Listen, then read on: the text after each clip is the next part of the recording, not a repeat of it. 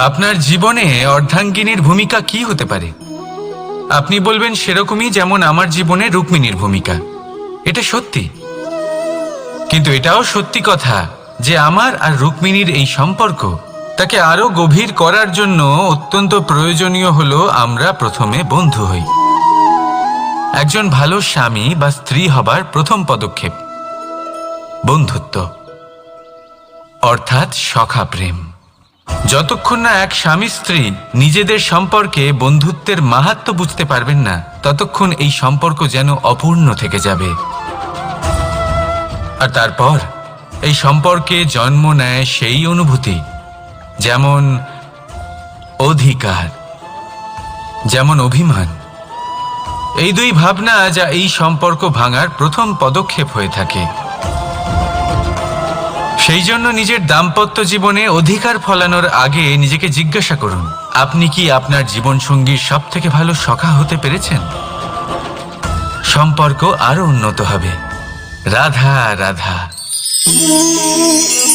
বিবাহ। একজন নারীর জীবনে বিবাহের গুরুত্ব কতটা? আসুন আমরা কথা বলি রুক্মিণীকে নিয়ে। একজন নারী যিনি পবিত্র মানসিকতা নিয়ে কাউকে ভালোবেসেছেন, তাকে বিয়ে করতে চেয়েছেন। এবার বিয়ে মানে কাউকে পাওয়া, মানে কারোর হাত ধরে আগামী সমস্ত জীবন তার সাথে কাটিয়ে দেওয়া। এবার আমার হাত ধরে রুক্মিণী বিয়ের সুখ তো নিশ্চয়ই পেয়েছে, কিন্তু ওর এই প্রেমের যাত্রা এর অন্ত হলো না, বরং তা শুরু হলো। এবার রুক্মিণীর জীবনে সেই অধ্যায় শুরু হয়ে গেছে যেখানে ওকে সেই মানুষকে বুঝতে হবে যার হাত ধরে সমস্ত জীবন অতিবাহিত করার সিদ্ধান্ত নিয়েছে সে। এবার এরকম একটা সময় প্রত্যেকের জীবনে এসে থাকে। প্রত্যেকের মানে আপনারও। আপনার জীবনেও এমন এক সময় আসবে, তার জন্য তৈরি থাকুন। নিজের মনে যা যা বিকার আছে তা কোথাও ত্যাগ করে আসুন, আর পরিশুদ্ধ ভালোবাসা দিয়ে, পবিত্র মন দিয়ে নিজের জীবন সাথীকে বোঝার চেষ্টা করুন, কোনো আশা না রেখে। যদি এরকম করতে পারেন তবেই কঠিন পরীক্ষায় উত্তীর্ণ হবেন, নয়তো নয়। রাধা রাধা। অনেকে আমাকে অনেকবার জিজ্ঞেস করেছেন যে কানাই, রুক্মিণী হলো তোমার অর্ধাঙ্গিনী, তাহলে কেন ওর এই যাত্রা এত কঠিন হলো? কেন তোমার এই অগাধ অখণ্ড ভালোবাসা পাওয়ার জন্য ওকে এত কঠিন পরীক্ষার সম্মুখীন হতে হলো? আসুন আমি আপনাকে একটা কথা বোঝাই। অগাধ অখণ্ড ভালোবাসার এই পথ তা তো কঠিনই হবে। এবার এরকমই এক যাত্রা করতে হয়েছে রুক্মিণীকে, পরিশুদ্ধ ভালোবাসা বুঝতে পারার যাত্রা। এমন ভালোবাসা যা কিনা ক্রোধ, ভয়, মোহ, অধিকার, অহংকার, হিংসা এই সমস্ত বিকারের ঊর্ধ্বে। এবার এই যাত্রায় ওকে সাহায্য করবে রাধা। আর শুধু তাই নয়, আমি আপনাকে বলি, সংসারের প্রত্যেক নারী এই যাত্রা করে থাকেন। এবার যে নারী এই যাত্রার শেষ পর্যন্ত পৌঁছতে পারেন, তিনি এক উচ্চ স্তরে পৌঁছে যেতে পারেন, যেখানে তাকে বলা হয় অর্ধাঙ্গিনী। রাধা রাধা। সমস্যা। এবারে বলুন, সমস্যা কার জীবনে নেই? প্রত্যেকের জীবনে সমস্যা থাকেই। হ্যাঁ ঠিক আছে, জীবন আছে যখন, তখন সময়ের সাথে সমস্যাও আসবে, কিন্তু প্রত্যেক সমস্যাই কি সময়ই নিয়ে আসে? না, আপনি সমস্ত সমস্যার দায় সময়কে দিতে পারেন না। বেশিরভাগ সমস্যা তো এমন হয়ে থাকে যাদের আমরা নিজেরাই ডেকে আনি। হে সমস্যা, এসো, আমি তোমার জন্য অপেক্ষা করছি। কিভাবে? এবার এটা নির্ভর করছে আপনার হ্যাঁ বা না এর ওপরে। বেশিরভাগ সমস্যাই এই জন্য আসে যেহেতু আমরা বারবার হ্যাঁ বলতে থাকি, আর বেশিরভাগ সমস্যা এই জন্যই আসে যেহেতু আমরা সঠিক সময় না বলতে পারি না। সেই জন্য না ভেবে চিন্তে কোনো কথা বা কোনো প্রস্তাবের সমর্থন করলে তা আপনাকে খুব বড় বিপদে ফেলে দিতে পারে। সেইখানেই কখনো না না বলতে পারা তা আপনাকে তার থেকেও বড় বিপদে ফেলে দিতে পারে। তাই মনে রাখবেন এই অত্যন্ত জরুরি শিক্ষা, সব সময় খুব ভেবে চিন্তেই হ্যাঁ বলবেন আর দৃঢ়তার সাথে না বলবেন। আর বিশ্বাস করুন, আপনার জীবন অত্যন্ত সুখময় হয়ে যাবে। তাহলে আসুন আমার সাথে ভালোবেসে বলুন, রাধা রাধা। সাফল্য, সাফল্য এই পৃথিবীতে কে না পেতে চান? প্রত্যেক মানুষ চান যেন সাফল্য নিজে এসে তার কাছে ধরা দেয়। এবার সাফল্য তাদের কাছে এসে ধরা দেয় যারা নিজের পা ধরাতলে রেখে চলেন, যারা স্বপ্নের জগতে বিচরণ না করে বাস্তবের মাটিতে পা রেখে চলেন এবং তাও দৃঢ়তার সাথে। সাফল্য তারা পান না যারা বাড়িতে বসে বসে শুধু স্বপ্ন দেখেন।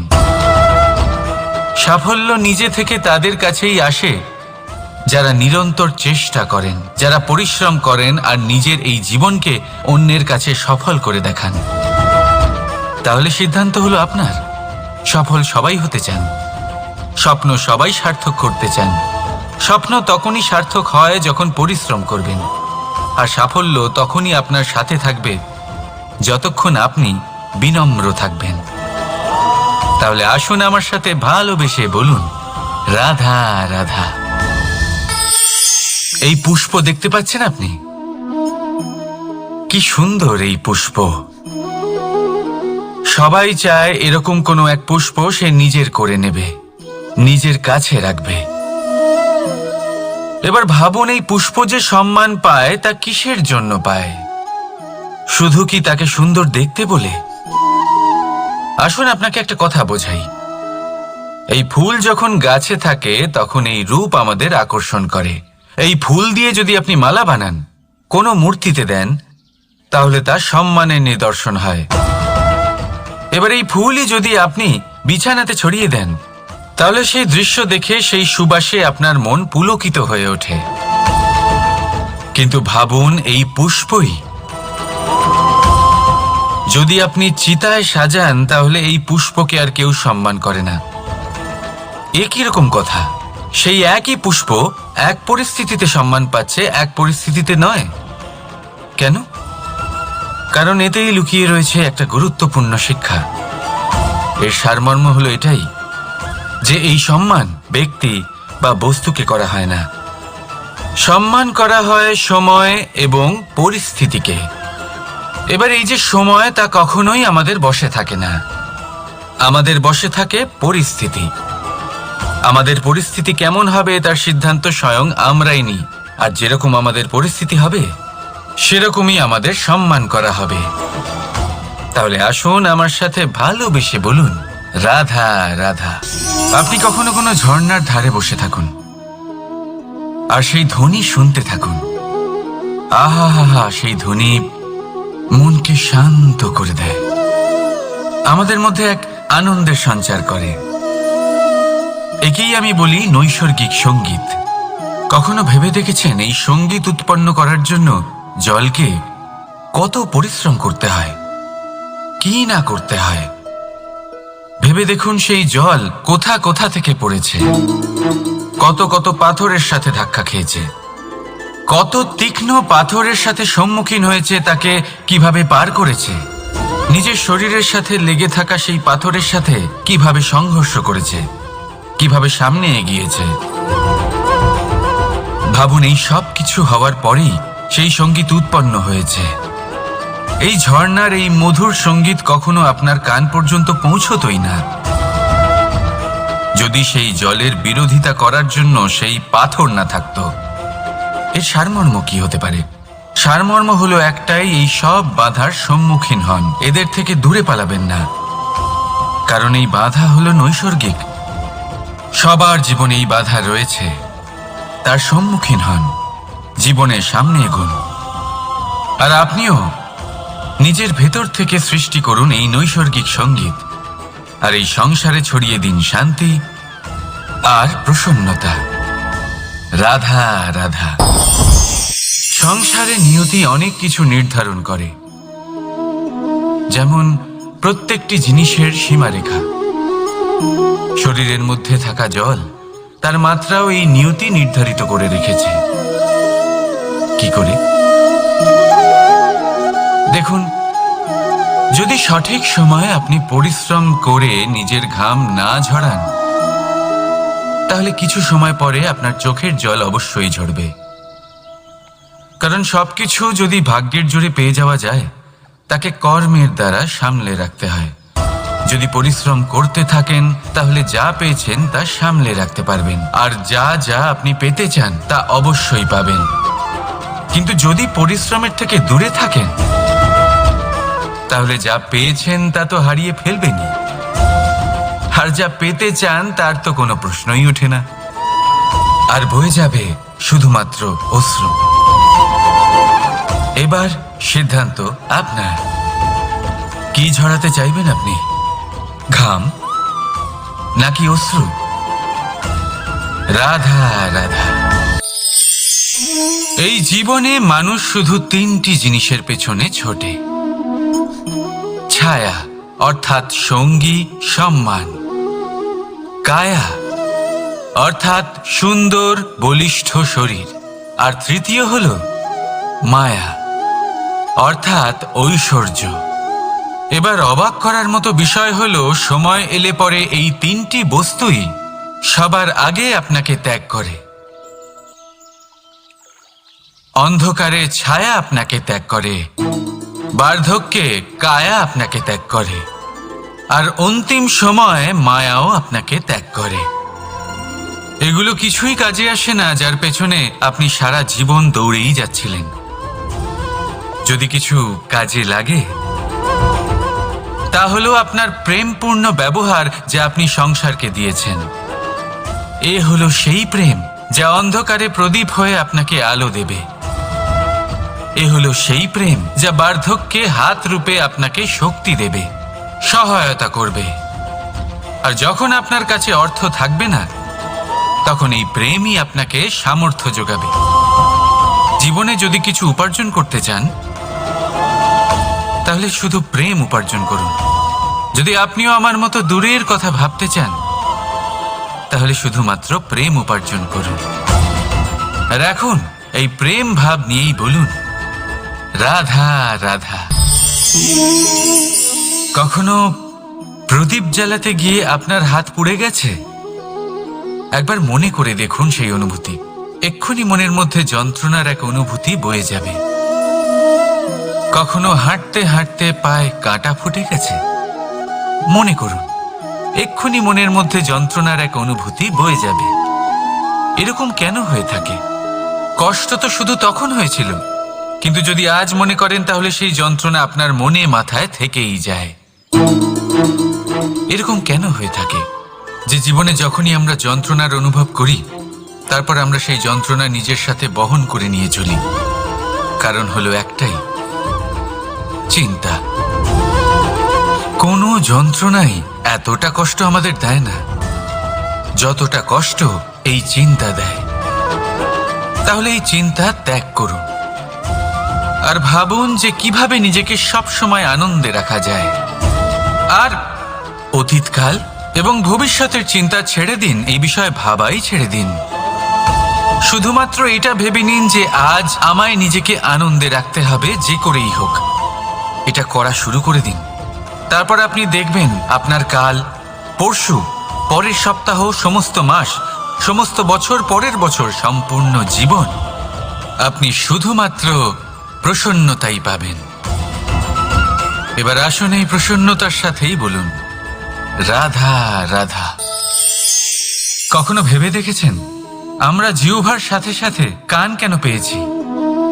এবার আপনি বলবেন, এ তো সহজ কথা, যাতে আমরা কথা বলার সাথে সাথে শুনতেও শিখি।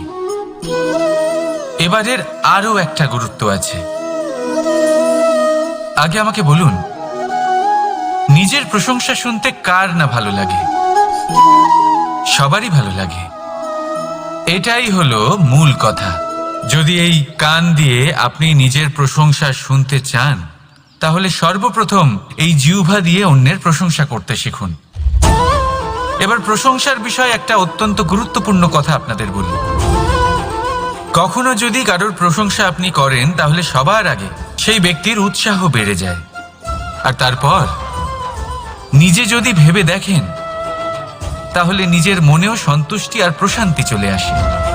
আর একবার যদি এই মন প্রশান্তিতে ভরে যায়, তারপরে কেউ প্রশংসা করুক বা না করুক কিচ্ছু যায় আসে না।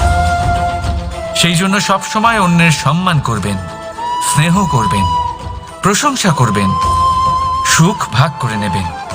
যার মধ্যে যেটা ভালো আছে তা বলুন, তাকে মনে করান তিনিও ভালো, তার উৎসাহ বাড়িয়ে তুলুন। তিনি জীবনে সামনে এগোবেন, আর এই ব্রহ্মাণ্ড আপনাকে কখনো পিছিয়ে থাকতে দেবে না। রাধা রাধা। সত্য এবং অসত্য দুটোর মধ্যে পার্থক্য কি আছে? পার্থক্য হলো অ অক্ষরটার। এবার অ দিয়ে হতে পারে আরম্ভ, অ দিয়ে হতে পারে অন্ত।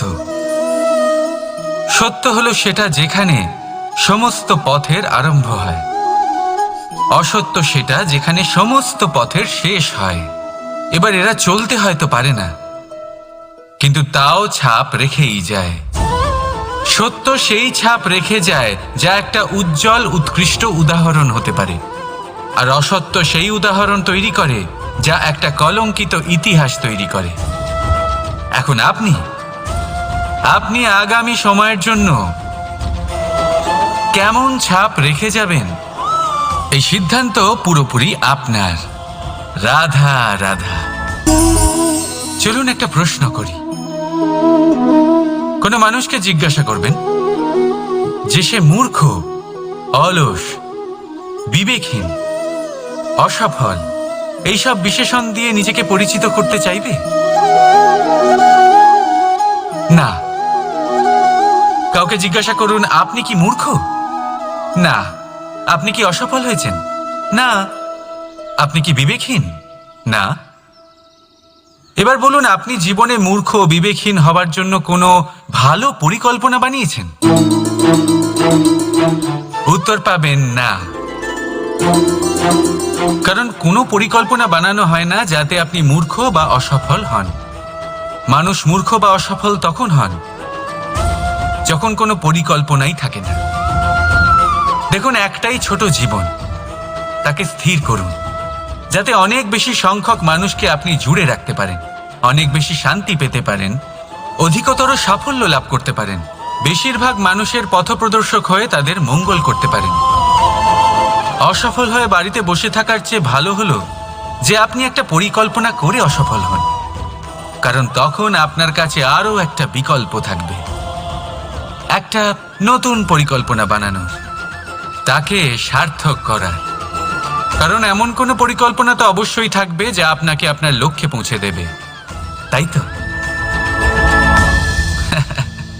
রাধা রাধা। সূর্য কারোর জন্য হলেন শক্তিদাতা ঈশ্বর, আবার কোনো প্যাঁচার জন্য হলো চোখ বন্ধ করে দেওয়ার মতো তীব্র আলো। নদী কারোর জন্য হলো তৃষ্ণা মেটানোর স্রোত, আবার কারোর জন্য বন্যারূপী বিনাশকারী আশঙ্কা। সাগর কারোর জন্য হলো নোনা জলের ভাণ্ডার, আবার কারোর জন্য অগন্তি প্রাণী জগতের সম্ভার।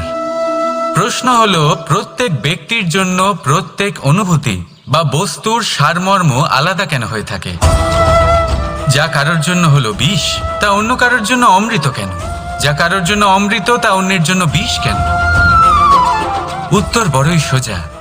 আমরা বস্তু বা অনুভূতিগুলিকে সেভাবে দেখি না যেরকম তা হয়ে থাকে। আমরা বস্তু বা অনুভূতিকে সেভাবে দেখি যেরকম আমরা হয়ে থাকি। এবার এর উপায় কি হতে পারে? নিজেকে পরিশুদ্ধ করুন, সব কিছুই শুদ্ধ হবে। রাধা রাধা। প্রেম, ঘৃণা, এই দুই হলো একই শব্দ।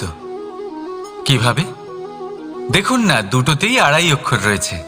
দুটোই হলো সেই অনুভূতি যা আমাদের মনের সাথে জড়িত, আর এই দুই অনুভূতির সাথেই জড়িত মানুষ আমাদের জন্য গুরুত্বপূর্ণ। পার্থক্য শুধু এটাই যে প্রেম পায় সম্মান আর ঘৃণাকে করা হয় অবজ্ঞা। এরকম কেন? কারণ প্রেম হলো সেই অনুভূতি যেখানে মানুষ সব কিছু দিয়ে দিতে চায়, সব কিছু লুটিয়ে দিতে চায়। সেখানে ঘৃণা হলো এমন অনুভূতি যেখানে মানুষ সব কিছু কেড়ে নিতে চায়, সব কিছু জিতে নিতে চায়। তাও প্রেমের অনুভূতি কখনো আপনাকে হারতে দেয় না, আর ঘৃণার অনুভূতি কখনো আপনাকে জিততে দেয় না। এবার কি করবেন আপনি? একটাই জীবন, ঘৃণার সাথে বাঁচবেন নাকি প্রেমের সাথে? আমি তো প্রেমকেই চয়ন করব। রাধা রাধা।